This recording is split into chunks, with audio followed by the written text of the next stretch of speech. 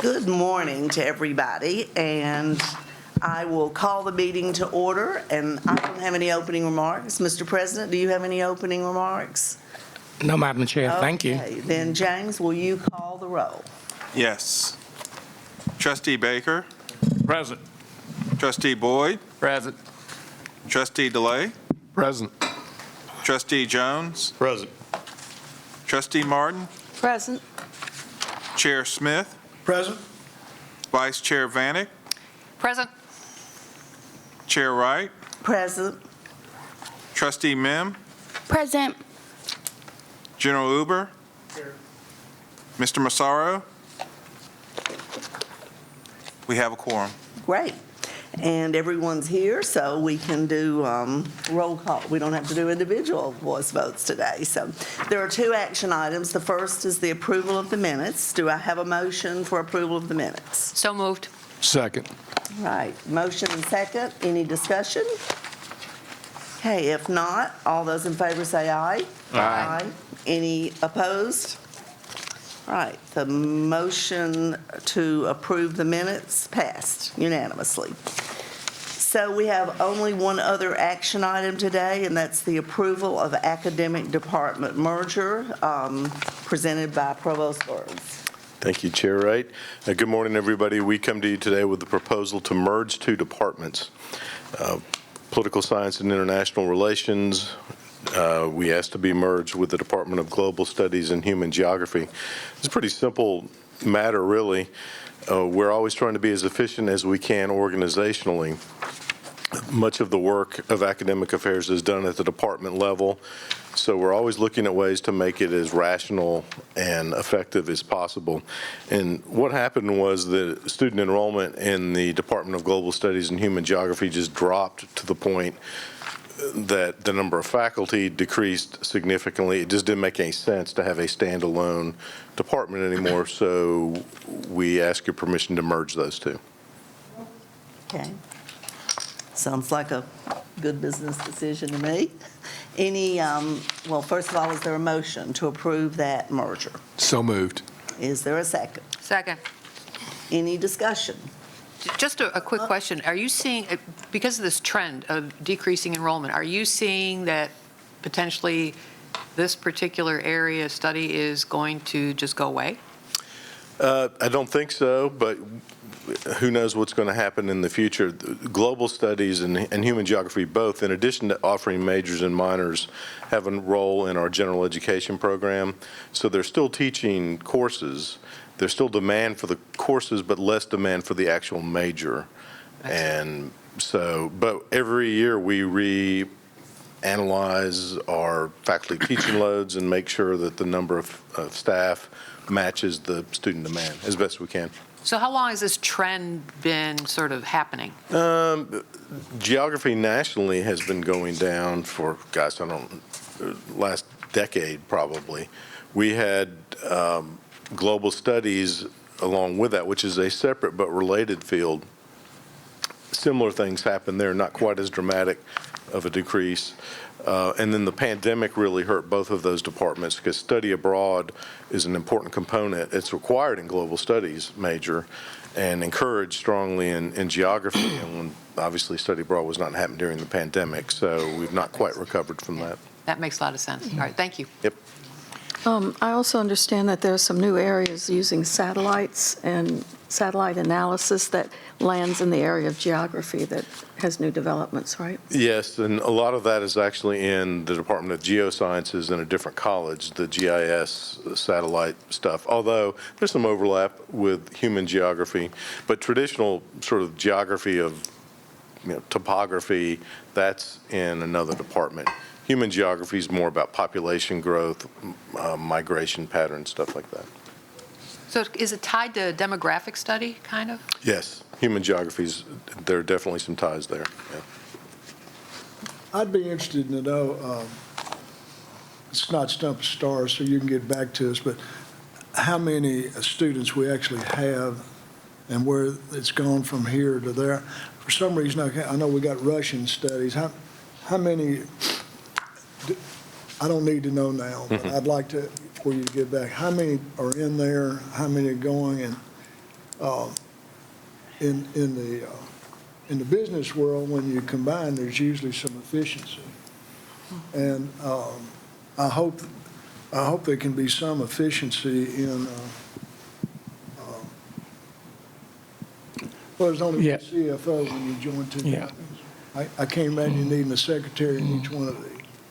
I'm just throwing that as an example. We should be at least considering when we combine, common practice reason, banks combined is so they can merge units. So, Madam Chair, let me respond to that. We reported just at our last meeting the consolidation of programs and the number of faculty based on enrollment for efficiency. And we have actually this year, Mr. Chairman, have looked at reducing our budget almost by $5 million. And so what we do look at is the balance of programs that we see are going down, but we develop new programs that calls for an increase in interest and enrollment.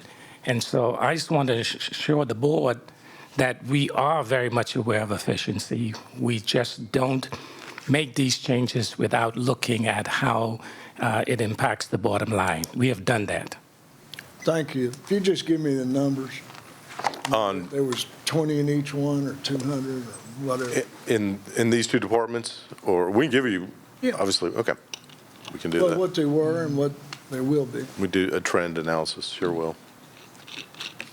Okay, and now might be a good time for me to mention that in the last meeting, we talked about getting updates regularly on the programs and the new programs, and as I understand it from a conversation with the provost, the THEC's kind of in the middle of a reformatting, and so that's to be provided at a future date, I think, when some of that other is finalized. That's correct. Okay.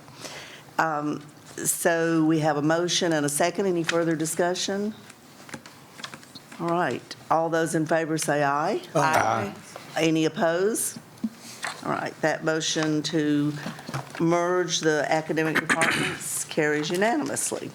So now, those are our action items, and we will go into information items. And are you presenting, or is Lori presenting? Lori is, but if I could, this is in response to a request from, I think, Chairman Smith at the last meeting. Yes. This is information about our rates of tenure compared to our LGI partners. Thank you. I think it's pretty self-explanatory, but be glad to answer any questions if you'd Why like. don't you just give me 120 seconds? The most recent numbers from all the LGIs range from a low at University of Memphis of 40.68% to a high at Austin P of 59.09%. This is, percentage of full-time faculty who are tenured. As we've talked about before, talking about faculty is surprisingly complicated because there's so many different categories in which they're placed: full-time, part-time, tenurable, non-tenurable, what your rank is within tenure. So this is percent of full-time faculty who are tenured. Our percentage in the current year is 55.05%. So after you made your decision last, whatever month that was, June, in which you approved the tenure, that's where it left us. So we're right in the middle of the pack. And I think, Mr. Chairman, you've asked in the past, well, what's the right number? Yeah. It's a fair question. There's really no good answer to that, though. I think every institution's got to figure that out for themselves based on what their mission is and where we are. I think 55 is a good spot. It gives us a strong, steady, stable group of tenured faculty to do a lot of the governance that has to be done. It can't really be done by contingent faculty, and yet it gives us flexibility from a budgetary standpoint when 45% are not tenured. I could add that statistically, the way an academic career is divided, you spend a third of your academic life as an assistant professor, a third of your academic life as an associate professor, and a third of your academic life as a full professor, and you get tenure after assistant professor. So from that standpoint, 66% of the people should be tenured if you are maintaining everybody who comes in gets tenured. Obviously, we don't maintain that. We cull things out. People get dissatisfied. Family lives happen. And the reason we drop, so usually people say 60% as an industry, but you run a little below that because things happen. You have unexpected deaths, unexpected promotions, people promoted into administration, so they're on the tenure list, but they really aren't teaching with tenure. They're an administrator. So those ebb and flow. And you want to have enough to maintain institutional memory and commitment to projects that have no personal benefit to the individual doing them, but you want to have enough freedom, like Mark said, to be able to make adjustments as black swan events occur and whatever.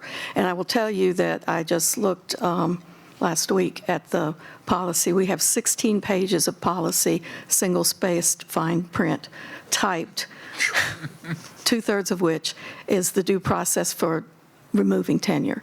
So we have plenty of guidelines to guide us. We are fortunate in that we manage it, that we don't have those kind of crisis events and need to do that kind of thing. And just to add to that, don't want it to be lost that we do not tenure everyone that comes up. And my recommendation to the board is usually the final recommendation in consultation with the provost and information. So I think when you look at this number, it really shows, in addition to the reasons that you've mentioned, the university has a very strict standard, and we do not tenure everyone that comes up. And we also have a substantial cadre of full-time temporary employees that probably could be in tenure track, but for their reasons or our reasons, they're teaching our courses, but they're not seeking tenure. And I don't know what the current percentage is of that on the faculty. It'd be 45%. I mean, everybody who's a full-time faculty member who's not. No, full-time temp, full-time temporary faculty. Oh, it wouldn't be 45% because the non-tenured are in there. Yeah, we could get that easily. Last I looked, it was running about 18% of headcount, but I'm not sure about that. don't. It's been too long since We I looked. can get that And it easily. depends on the It department. changes every year. Again, the full-time temporary faculty, that's one of the beauties for the institution is that we're able to adjust as enrollment changes and demand for specific courses. So that number is a little bit different every year. It would be somewhere around 20% or maybe higher because the only other group you would have in full-time would be the folks on tenure track. And there's 300 of those typically. One more question. Somewhere, someplace, there's financial resources to endow the benefits of a tenured professor. Does Alan have those? He's hiding back there. But is that a state category? Is that something we have on our balance sheet, or? I'm sorry, what benefits are you referring to? Well, what benefits that come with tenure that aren't with a faculty member that you can not hire next year? I mean, there's no, if I can jump in, Alan, you clean up if I mess it up. There's no financial benefit to tenure in terms of extra salary or benefits from the institution. The benefit is the job protection that you get. So sometimes faculty are confused. Oh, I got tenured, I didn't get a raise. Well, no, there's no raise or additional benefit that comes with tenure. What you get is the psychological peace of mind and the guarantee of academic freedom to pursue your research and teaching in the way that you see fit. And what that, So maybe, I think. I thought that you had stayed on forever at 80% or something. no. Maybe No. you're thinking, Chairman Smith, about something like, for example, historically, Bridgestone has had an annual distinguished lecturer recognition. And it was on an annual basis, and it was like, I think, $15,000 for that recognition. But that was, it's a one-time kind of a thing, and you don't have to be tenured or, just have to be recognized as being exceptional in your particular area. Do you remember that? Yes. We don't want to wake up, and I'm reassured, we don't want to wake up like Northwest Airlines or Yellow Freight and have an unfunded pension plan. Well, and I would add that the benefits of tenure are peace of mind to the extent that they are enhanced notice of, enhanced due process, so that okay, I'll give you a ridiculous but true example. In 1870, the state of Illinois passed a law that said the number pi is rational. Now, for people who know math, the number pi is irrational. The state of Illinois passed a law, and they tried to fire math professors because math professors were teaching something against the law, and that did not hold because, I told you it was ridiculous, that did not hold because the math professors were telling the truth, and the legislature could not make them tell an untruth. And so what those 16 pages in the policy for MTSU say is, if someone says you are not doing your job as a faculty member, they must go through this process that's detailed and 5 levels long that proves that they are right and that you aren't doing your job. But you can be fired immediately with tenure if you don't meet your classes and teach them. Immediately. Tenure has no protection for random, wanton misbehavior.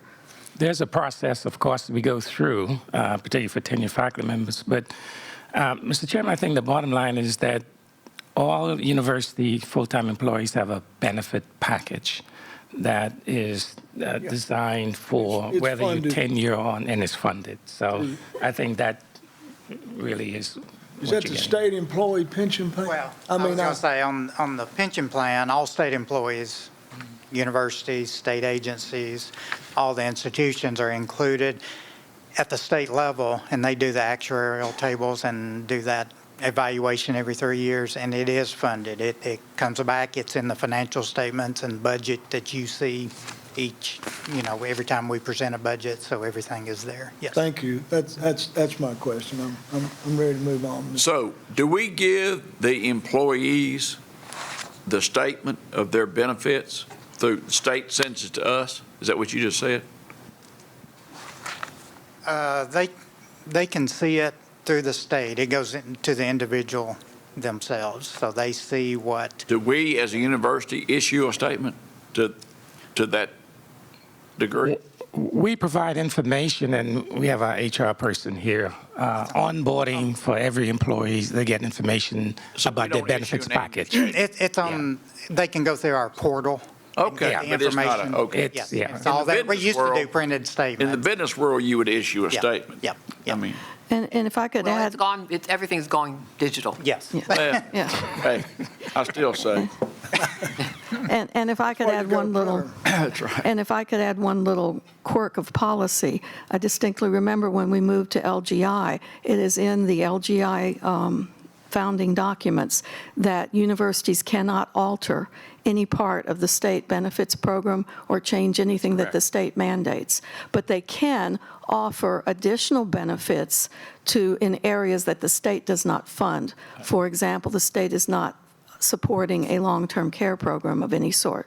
So if the board wanted to, the board could add a group policy access as a benefit to employees, but it wouldn't cost the university anything. We would just negotiate it as a board and make it available to all staff and employees. But we cannot change the benefits in any way, shape, or form that are financial because that's recommended by the state. Thank you, Pam. Okay, great discussion, and Mark, thank you for this information. I know this subject has come up at many meetings since this board originated, so I'm glad we have that data, and it's good information. All right, now we will move to the enrollment report, and Lori Witherow.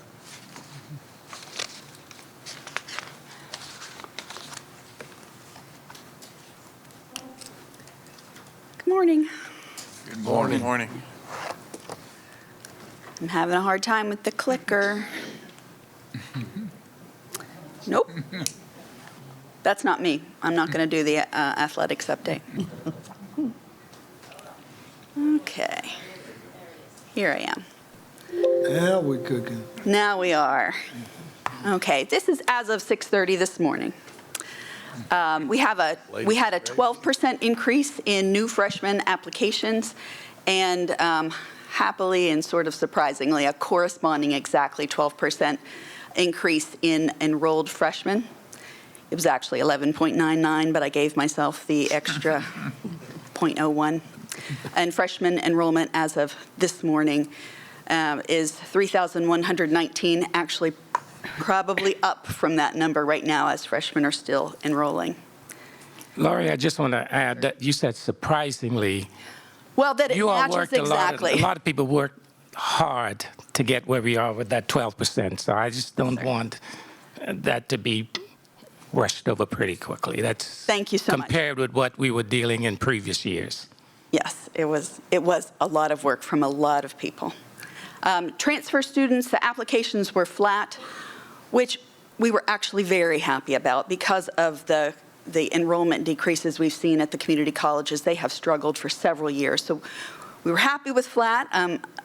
We never like to bring that to the president, but did our best. Transfer enrollment this morning was 1,567 students. That's down about 1%, so about 14 students. We're still working. We still have time. Total enrollment, undergraduates, a little over 17,000, graduate students, 2,410, for a total of 19,667. That's an increase, point in time comparison, about 1.5%, and we are still working. I wanted to let you know that the fee payment deadline was yesterday, so families are scrambling right now. They have a week until the purge. The first purge for non-payment is August 21st. So we will use the funds that the trustees have generously donated and try to save as many of those students as we can and try to get as many verified for financial aid as we can. First day of classes is August 28th, as you know. The final purge for non-payment is September 5th. And then when it all counts, Census Day is September 10th. And that's when our numbers will be final and reported to the state. Right. Any discussion, questions? I know, it's great. Great. I think it's So fabulous. far, a very positive report, and we all are keeping our fingers crossed. In fact, with our former Vice President, Bob Glenn, I remember every time he would make a report at the cabinet meeting, I would ask him whether he spent the night wrapped up in his blanket, sucking his thumb. So far, I don't think we have to do it right now. So, No, but there's a lot of work to be done. There's a lot of work to be done, and we're not at the finish line yet. But I much rather be in this position today than several years ago. So we were somewhat bucking the trend that we are seeing nationally. So we hope that we'll continue to move in this direction. But a lot of folks, we made a lot of innovative changes last fall in our recruitment and the development of programs. A lot of our recruiters, these 19 and 20 and 23-year-olds are all over the state late at night working with high schools. So this just doesn't happen. It takes a lot of effort and work by folks across the board. Our department chairs and faculty this year have made extraordinary efforts under the leadership of the provost in improving the yield when students apply, making sure that we follow up, and particularly we have never compromised our academic standards. In fact, we continue to have very high GPA and ACT scores. So I think it's important to make that note for board members. So, Laurie, question. Mary probably can check my math on this, but question, if freshmen are up 12% and transfers are down 1% or something, does that, and total is up 1.5%, does that say we had more seniors graduating, then we have freshmen coming in. Is that? We had an amazing year for graduation. We had a record graduation in May. So, and we're very proud of that, of course, but that does take away from the pool of continuing students. And then, so with 3,119 freshmen, what does this senior class, are we facing the same kind of more seniors than we are freshmen in this upcoming class as well, or do we know? I don't know off the top of my head, but of course we have that, and I'll get it for you. Okay, just curious, because that's, I mean, it's good news, bad news. I mean, we want them to graduate, but it makes it the new freshmen go higher too, so. But congratulations, great job, appreciate it. Trustee Boyd, you're absolutely right. Just this past Saturday at graduation, or when we have to have for graduation, I enjoy and I'm excited to see large numbers of students. Then I realized we've got to replace them plus. So it's good news. I wouldn't say bad news, but challenging news to go. And we can see that with the increase in our graduation rates that have increased over the years. And we actually have almost surpassed the goal. I'm looking at Trustee DeLay. 60%. That's 60%. And that was supposed to be over a 5-year period. And we're right there now in the third year, Mr. Provost, something like that. Well done. Excellent. Yes. All right, thank you. Thank you for such a great report. Thank you for the whole team for making it happen. So now we are ready for athletics report with, oh, not Chris, it's Lee.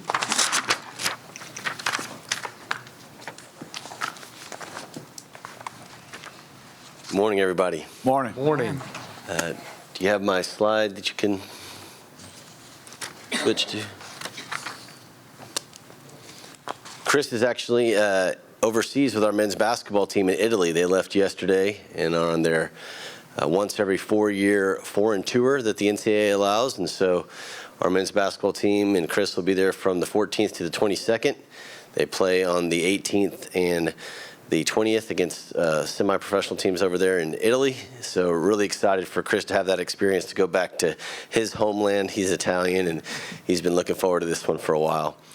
Diane Turnham is here with me, our other deputy AD, and feel free to chime in if I forget anything, Diane.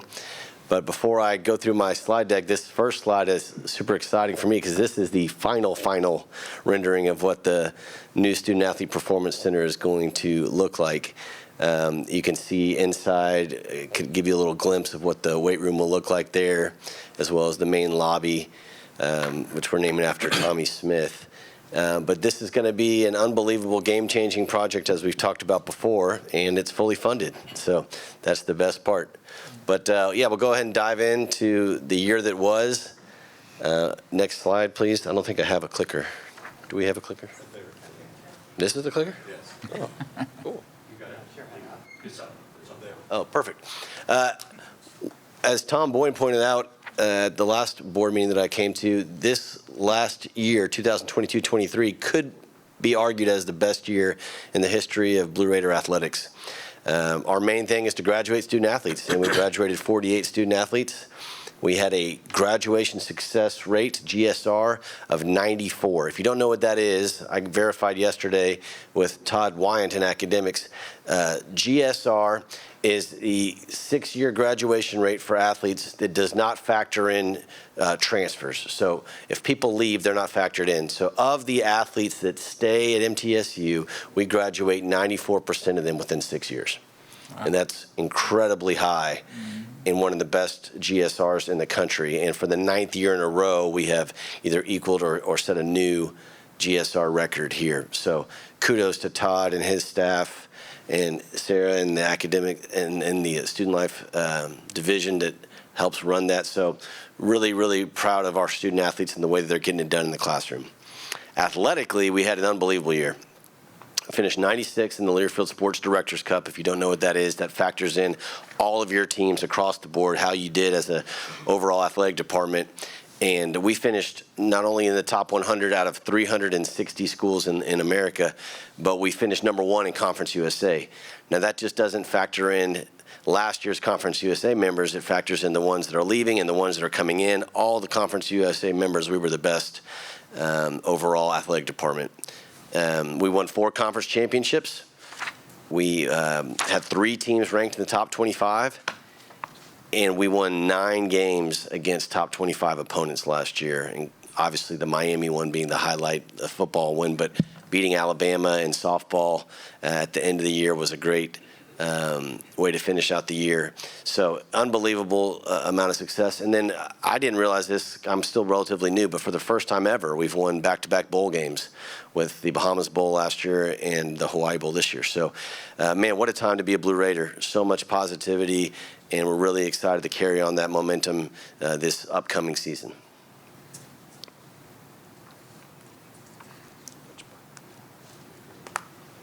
Oh, perfect. There we go. The Build Blue campaign, I always like to update you guys on that. We announced this last Friday. If you missed it, we got a $3 million donation from SRM Concrete and Mike Hollingshead, which is the second largest gift to the Build Blue campaign, which put us over our $20 million goal. We got to 21.4 with that gift, but we're continuing to put the pedal to the metal and set our new goal at 25 million. And so the 21.4 puts us at 86% of our new goal of 25 million. And so once we get to 25, we'll just keep pushing that up because we're going to continue to raise as much money as possible for this project. That's private fundraising only, to clarify. So that is individual and corporate donations to this project. And we're really excited about the progress that we've made. And we made another ask last week of $1 million to finish out our tennis project. So fundraising efforts are ongoing. Hans Mailbranch, Claire Friels, and the BRAA team are doing a tremendous job, and we're having a lot of success thanks to many of you in this room. Lee, Yes. Lee, back up to that last picture. Is that a current rendering? Yes, as that's well? also a new. From a different. Yep, viewpoint? that's also one of the final renderings that we got last week from the architects. So Looks this great. is basically standing in the northwest corner of Floyd Stadium looking northeast. So that's the part that we're tearing down right now, which I'll show you in my next picture.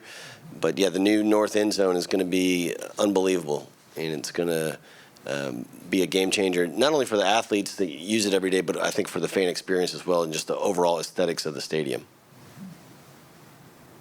So these pictures were taken from my phone on Friday, but I wanted to give you guys the current snapshot of the 2 projects. Outdoor tennis, we broke ground almost a year ago, and we're going to be finishing up this fall. Earliest would be November, latest would be December.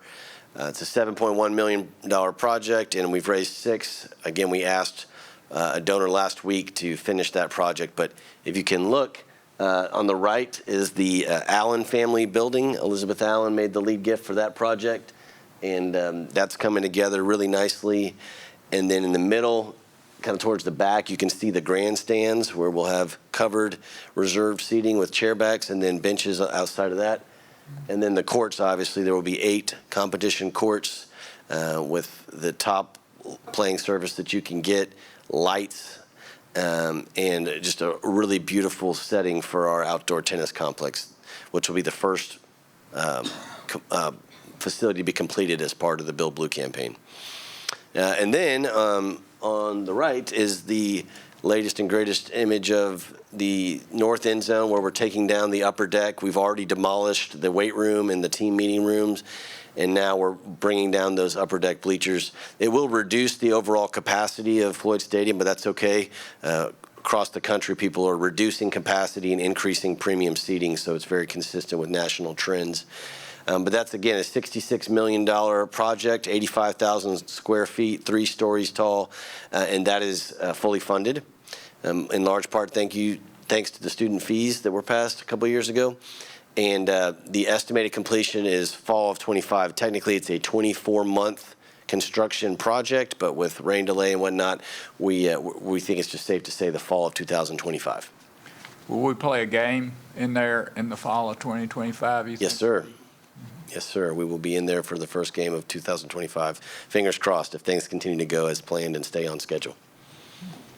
That's it for my presentation. Any questions about athletics? I just want to highlight these marquee gifts, these very large gifts. That's very important for the development of the university, not only in athletics, but in everything. And those gifts are hard to obtain, take extreme generosity on the part of the giver, and it take extreme amount of hard work on the part of the university to get those. And so those people who make those gifts, we can't thank them enough. Absolutely. Thank you, Pete.